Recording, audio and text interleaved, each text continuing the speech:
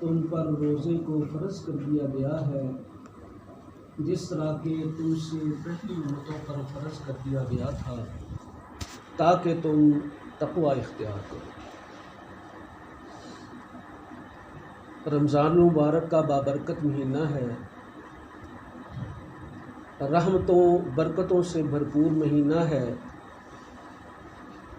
ایک مسلم اس کے لیے خوب تیاری کرتا ہے، اللہ کی رحمتیں لوٹنے کی کوشش کرتا ہے، برکتوں سے بھرپور فائدہ اٹھانے کی کوشش کرتا ہے۔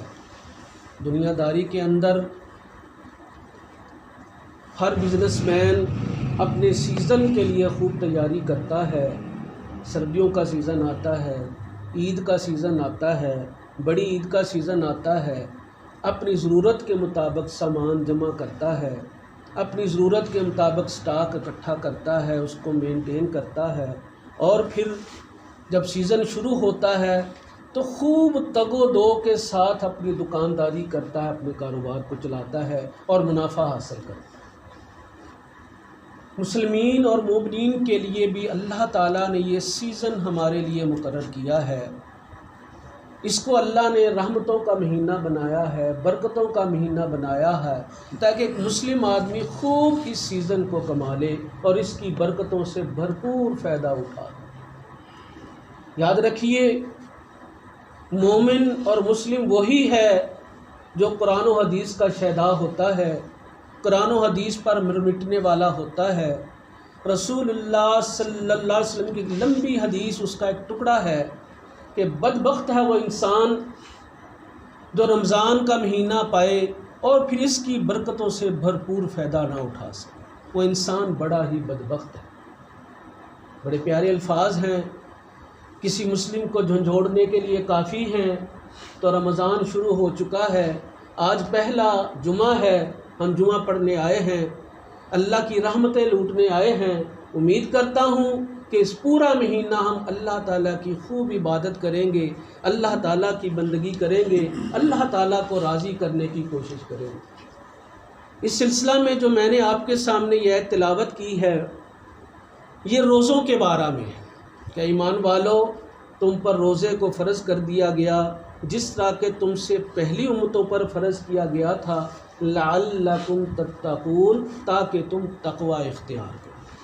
یہاں روزے کا رزلٹ بیان کیا گیا ہے، روزے کا مقصد بیان کیا گیا ہے کہ روزہ کیوں انسان سارا دن بھوکا پیاسا رہتا ہے، کیوں اللہ کی خاطر کھانا پینا چھوڑتا ہے، تنہائی ہے، گھر میں کوئی نہیں ہے، بیوی اپنے کمرے میں، بچے اپنے کمرے میں، وہ چاہتا تو کھا پی سکتا تھا لیکن ایسا نہیں کرتا۔ کیوں؟ برائیاں ویسے تو پورا سال، غلطیاں کوتاہیاں پورا سال اس سے بچنا چاہیے، لیکن خاص کر اس مہینے میں ہماری ٹریننگ ہو رہی ہے، ہماری تربیت ہو رہی ہے کہ ہم چغلی سے بھی بچیں، ہم کسی کو ایذا دینے سے بھی بچیں، ہم کسی کو تکلیف دینے سے بھی بچیں، ہم جوا کھیلنے سے بھی بچیں، ہم حرام کاری سے بھی بچیں۔ یہ روزے کا ایک مقصد ہے۔ تو اللہ تعالیٰ نے فرمایا لعلکم تتقون، روزہ کس لیے مقرر کیا گیا ہے؟ تاکہ تم تقوی اختیار کرو، تاکہ تم پرہیزگاری اختیار کرو۔ تو آج میرا موضوع تقوی کے بارے میں کہ تقوی کیا ہوتا ہے، تقوی اتنا ضروری کیوں ہے، اس کے لیے اللہ نے روزوں کو کیوں مقرر کیا، اس کے لیے اللہ نے عبادت کو کیوں مقرر کیا، بلکہ یہ بھی سن لیجئے کہ اللہ نے عبادت مقرر کی تو عبادت کا مقصد بھی تقوی ہی بیان کیا۔ یا ایھا الناس اعبدوا ربکم الذی خلق لکم من قبلکم لعلکم تتقون۔ اے ایمان والو، اے لوگو، یا ایھا الناس اعبدوا ربکم، اپنے رب کی عبادت کرو۔ کیوں؟ لعلکم تتقون، تاکہ تم پرہیزگار بن جاؤ۔ تو اس سے ثابت ہوا کہ تقوی کی اسلام کے اندر بڑی اہمیت۔ آئیں قرآن عزیز کا مطالعہ کرتے ہیں کہ قرآن عزیز اس بارے میں کیا کہتا ہے۔ قرآن عزیز سوچنے کے لیے ہے، سمجھنے کے لیے ہے، سیکھنے کے لیے ہے، غور و فکر کرنے کے لیے ہے، لیکن ہم ایسا نہیں کرتے۔ اگر قرآن عزیز کا بغور مطالعہ کریں تو ہمیں بڑے موتی اس میں ملیں، بڑے ہیرے اس میں سے ہم تلاش کر سکتے ہیں، سنیے قرآن عزیز کیا کہتا ہے۔ اللہ تعالیٰ قرآن عزیز کا آغاز کرتا ہے سورہ بقرہ سے۔ سورہ بقرہ کا آغاز اللہ نے کیا الف لام میم ذالک الکتاب لا ریب فیہ، یہ کتاب، یہ قرآن، یہ عظمت والی کتاب، یہ شان والی کتاب، لا ریب فیہ، اس میں کوئی شک نہیں۔ قرآن عزیز اللہ نے ہمارے لیے نازل کیا، اس میں ہمارے لیے لاہ عمل ہے، ہمارے زندگی گزارنے کا طریقہ ہے، تو یہ بھی سن لو کہ یہ لا ریب ہے، اس میں شک نہیں ہے کسی قسم کا۔ اب اگلی بات جو اللہ نے ارشاد فرمائی وہ ہے ھدی للمتقین، یہ متقیوں کے لیے ہدایت کا باعث ہے۔ مسلمین کے لیے کیوں نہیں؟ کافروں کے لیے کیوں نہیں؟ صرف متقیوں کے لیے۔ یہاں سے یہ ثابت ہوا کہ تقوی متقی ایک درجے کا نام ہے، ایک ڈگری کا نام۔ انسان کلمہ پڑھ کے مسلم بنتا ہے، پھر جب وہ عمل کرنا شروع ہوتا ہے تو مومن بنتا ہے، پھر جب وہ ایمان کی سیڑھیاں چڑھتا چلا جاتا ہے تو وہ تقوی کے درجے پر فائز ہو جاتا ہے، متقی بن جاتا ہے۔ ھدی للمتقین، متقین کے لیے یہ قرآن باعث ہدایت ہے۔ کیوں؟ متقین ہی اس پر غور و فکر کرتے ہیں، متقین ہی اس پر توجہ دیتے ہیں، وہی اس کے معانی اور مفہوم سیکھنے کی کوشش کرتے ہیں۔ تو آغاز اللہ نے اس بات سے کیا کہ یہ قرآن عزیز، اس میں کوئی شک نہیں، ھدی للمتقین، یہ متقیوں کے لیے ہدایت کا باعث۔ اس سے اگلی صورت، دوسری صورت سورہ آل عمران ہے، آیت نمبر 138 ہے۔ اللہ تعالیٰ ارشاد فرماتا ہے ھذا بیان للناس، یہ قرآن عزیز لوگوں کے لیے بیان ہے۔ خطیب پڑھ پڑھ کے اس کو سناتا ہے، اس کی نصیحت کرتا ہے، اس کے ذریعے مومنوں کو وضاحت کرتا ہے۔ بیان کا معنی وضاحت بھی ہے، تو یہ قرآن لوگوں کے لیے باعث وضاحت ہے۔ وَھدًى، اور یہ ان کے لیے ہدایت کا ذریعہ ہے۔ وَمَوعِظَةٌ لِّلْمُتَّقِينَ، اور متقیوں کے لیے یہ باعث نصیحت ہے۔ للمتقین، للمتقین، تقوی شعار لوگوں کے لیے، متقیوں کے لیے یہ باعث نصیحت ہے، یہ باعث ہے۔ باعث تو سارے سنتے ہیں، بیٹھے ہوتے ہیں، کسی کی توجہ کہیں، کسی کا دھیان کہاں، چاروں نچار آئے، بھاگ کر چلے گئے۔ توجہ والا وہ متقی ہے۔ موعظۃ للمتقین، تو یہ متقیوں کے لیے واعظ کا سبب ہے۔ اور سورہ الحاقہ میں اللہ تعالیٰ ارشاد فرماتا ہے وَإِنَّهُ لَتَذْكِرَةٌ لِّلْمُتَّقِينَ، یہ قرآن مومنوں کے لیے نصیحت کا سبب، تقوی شعار لوگوں کے لیے۔ نسائی کی روایت ہے، صحیح سند ہے، رسول اللہ صلی اللہ علیہ وسلم جب کسی حاجت کے وقت یا کوئی ضروری خطبہ دیتے تو اس میں 3 آیتیں ضرور تلاوت کیا کرتے تھے۔ جب رسول اللہ صلی اللہ علیہ وسلم کسی حاجت کے وقت یا کسی ضروری کوئی خطبہ دیتے تو اس میں 3 آیتیں ضرور تلاوت کرتے۔ ہم بھی کرتے ہیں لیکن صرف ایک موقع پر، اور وہ ہے نکاح کا موقع۔ جب لڑکی لڑکے کی شادی کرتے ہیں تو امام اس کا نکاح پڑھاتا ہے تو اس میں صرف ہم یہ 3 آیتیں تلاوت کرتے ہیں۔ لیکن جو حدیث کے الفاظ ہیں وہ یہ ہیں کہ اللہ کے پیغمبر کسی کوئی حاجت ہوتی یا کوئی ضروری خطبہ دینا ہوتا تو یہ 3 آیتیں تلاوت کرتے۔ پہلی آیت سورہ آل عمران کی ہے، تلاوت کرتے آپ یا ایھا الذین آمنوا اتقوا اللہ حق تقاتہ ولا تموتن الا وانتم مسلمون، اے ایمان والو اللہ کا تقوی اختیار کرو۔ خطاب ایمان والے، یا ایھا الذین آمنوا اتقوا اللہ، اے ایمان والو اللہ کا تقوی اختیار کرو، حق تقاتہ، جیسا کہ اس کے تقوی اختیار کرنے کا حق ہے، جیسا کہ اس سے ڈرنے کا حق ہے ویسا تقوی اختیار کرو۔ ولا تموتن الا وانتم مسلمون، اور تمہیں ہرگز موت نہ آئے مگر اس حالت میں کہ تم مسلم۔ بڑا باریک نقطہ ہے اس میں اللہ تعالیٰ نے بیان کیا، 2 نقطے بیان کیے اللہ تعالیٰ نے اس آیت میں۔ سب سے پہلے تو یہ سمجھو کہ اللہ نے مخاطب ایمان والوں کو کیا ہے، یا ایھا الذین آمنوا، ایمان والوں کو مخاطب کر کے اللہ 2 باتیں ارشاد فرماتا ہے۔ پہلی بات یہ کہ تقوی اختیار کرو، اور دوسری بات یہ کہ مرتے دم تک تم مسلم رہو، مرتے دم تک مسلم رہو۔ خطاب کن کو؟ ایمان والوں کو، جو اسلام قبول کر چکے ہیں، جو دائرہ اسلام میں آ چکے ہیں۔ ان کو خطاب ہے، یا ایھا الذین آمنو، اے ایمان والو، اتقوا اللہ، اللہ کا تقوی اختیار کرو، حق کا تقاتہ، جیسا کہ تقوی اختیار کرنے کا حق ہے۔ اور دوسرا حکم، ولا تموتن الا وانتم مسلمون، تمہیں ہرگز موت نہ آئے مگر اس حالت میں کہ تم مسلم۔ غور طلب بات ہے۔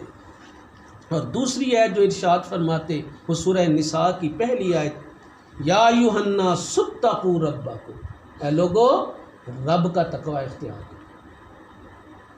الذی خلقکم من نفس واحدہ، وہ رب جس نے تمہیں ایک نفس سے پیدا کیا، یعنی آدم علیہ السلام سے۔ وہ رب، اس کی کتنی مہربانی ہے تم پر، کتنے انعامات ہیں تم پر کہ اس نے ایک نفس سے تمہیں پیدا کیا۔ وَخَلَقَ مِنْهَا زَوْجَهَا، پھر اس سے ان کی بیوی کو بنایا۔ وَبَثَّ مِنْهُمَا رِجَالًا كَثِيرًا وَنِسَاءً، اور پھر اس جوڑے سے، آدم اور حوا سے، بہت سے مرد و عورت کو پیدا کیا۔ تو اس رب کا تقوی اختیار کرو۔ تیسری آیت سورہ احزاب کی تلاوت کرتے، یا ایھا الذین آمنوا اتقوا اللہ، اے ایمان والو اللہ کا تقوی اختیار کرو۔ وقولوا قولا سدیدا، اور سیدھی بات کرو، والفریب والی بات نہ کرو۔ اور ہمارے ہر بندہ دوسرے کو دھوکہ دینے میں ہوتا ہے، ایسی گفتگو کرنا چاہتا ہے کہ وہ خود بھی بچ جائے اور اگلے کو بھی دھوکہ دے سکے۔ اسلامی شاعر اس کے خلاف۔ اسلام کیا کہتا ہے؟ وَقُولُوا قَوْلًا سَدِيدًا، بالکل سیدھی بات کرو۔ یُصْلِحْ لَكُمْ أَعْمَالَكُمْ، اللہ تمہارے اعمال درست کر دے گا۔ وَيَغْفِرْ لَكُمْ ذُنُوبَكُمْ، اور تمہارے گناہوں کو معاف کر دے گا۔ تو ضروری کام کے وقت، کسی حاجت کے وقت تین آیتیں ضرور تلاوت کرتے۔ ان تینوں آیات مبارکہ سے یہ ثابت ہوتا ہے کہ اسلام میں تقوی کی قدر و منزلت بڑی عظیم ہے اور اس کا درجہ بہت بلند ہے۔ تقوی کا درجہ اسلام کے اندر بڑا بلند ہے۔ نبیوں کے متعلق ہم سنتے ہیں، نبیوں کو جانتے ہیں، اللہ کے خاص بندے ہوتے ہیں جن کو اللہ تعالیٰ اپنا پیغام پہنچاتا ہے وحی کے ذریعے۔ ہم شاید صرف یہ سمجھتے ہیں کہ انبیاء نے آ کر صرف یہ کہا بس کلمہ پڑھ لو، کلمہ ہی ایسی بات نہیں ہے۔ مکہ کے کافر اگر صرف کلمے پر بات ہوتی فوراً پڑھ لیتے، کوئی مشکل نہیں تھا ان کے لیے پڑھنا۔ کلمہ پڑھنا کوئی مشکل نہیں ہے۔ انبیاء کی صرف یہی دعوت نہیں ہوتی تھی کہ بس کلمہ پڑھ لو، نہیں، سنیے انبیاء کی دعوت جس کو قرآن نے ذکر کیا۔ انبیاء کی دعوت جس کو قرآن نے ذکر کیا، قرآن کا مطالعہ کرو۔ سورہ شعراء میں کچھ آیتیں آپ کو سناتا ہوں۔ سب سے پہلے 6 نمبر آیت، اذ قال لهم نوح الا تتقون، جب نوح علیہ السلام نے یہ فرمایا ابے تم تقوی اختیار کیوں نہیں کرتے؟ الا تتقون، دعوت انبیاء کرام کی، نوح علیہ السلام، الا تتقون، ارے تم تقوی اختیار کیوں نہیں کرتے؟ انی لکم رسول امین، بے شک میں تمہارے لیے امانت دار پیغمبر، اللہ نے مجھے امانت بخشی ہے۔ جو رسالت ہے، جو پیغمبری ہے، یہ ایک امانت ہے، میں امانت دار پیغمبر ہوں۔ فاتقوا اللہ، اور لوگوں اللہ کا تقوی اختیار کرو، واطیعونی، اور میری اطاعت کرو۔ یہ نوح علیہ السلام کی دعوت تھی۔ پہلے الا تتقون، تقوی کیوں نہیں اختیار کرتے؟ اور پھر فرماتے میں امانت دار پیغمبر ہوں، پھر فرماتے فاتقوا اللہ، اور لوگوں اللہ کا تقوی اختیار کرو، واطیعون، اور میری اطاعت کرو۔ پیغمبر کی اطاعت اور اللہ کا تقوی، اللہ کا خوف انسان کا بیڑا پار۔ آگے چلیے سورہ شعراء میں آیت نمبر 126، اذ قال لهم ہود الا تتقون، ہود علیہ السلام کی بھی یہی دعوت تھی، الا تتقون، اور تم تقوی کیوں نہیں اختیار کرتے؟ انی لکم رسول امین، میں تمہارے لیے امانت دار رسول ہوں۔ فاتقوا اللہ، اور میری عوام اور میرے امتیوں اللہ کا تقوی اختیار کرو، واطیعونی، اور میری فرما برداری کرو۔ میری فرما برداری اللہ کا تقوی ہے، اللہ کا ڈر ہے۔ سورہ شعراء آیت نمبر 144، اذ قال لهم صالح الا تتقون، صالح علیہ السلام کی بھی یہی دعوت تھی، اور تم تقوی کیوں نہیں اختیار کرتے؟ انی لکم رسول امین، میں امانت دار پیغمبر ہوں، فاتقوا اللہ واطیعون، اللہ کا تقوی اختیار کرو، میری اطاعت کرو۔ سورہ شعراء آیت نمبر 160، اذ قال لهم لوط الا تتقون، لوط علیہ السلام کی بھی یہی دعوت تھی، ابے تم تقوی اختیار کیوں نہیں کرتے؟ انی لکم رسول امین فاتقوا اللہ واطیعون۔ شعیب علیہ السلام سورہ شعراء آیت نمبر 179، اذ قال لهم شعیب الا تتقون، شعیب علیہ السلام کی ابھی یہی دعوت تھی، ابے تم تقوی کیوں نہیں اختیار کرتے؟ انی لکم رسول امین، میں امانت دار پیغمبر ہوں، فاتقوا اللہ واطیعون، اللہ کا تقوی اختیار کرو اور میری فرما برداری کرو۔